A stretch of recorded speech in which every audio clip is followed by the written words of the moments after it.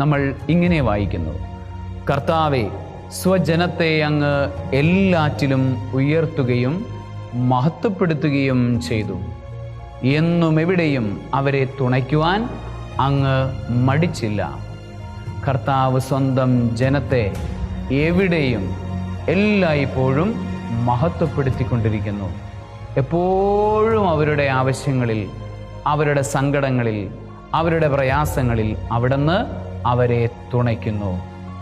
പ്രിയപ്പെട്ട ദൈവജനമേ, കർത്താവിൻ്റെ ജനതയായിരിക്കുന്നതിൽ നമുക്ക് അഭിമാനിക്കാം.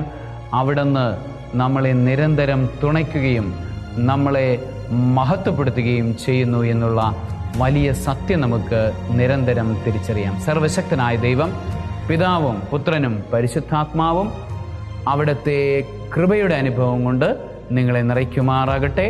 ആമേൻ.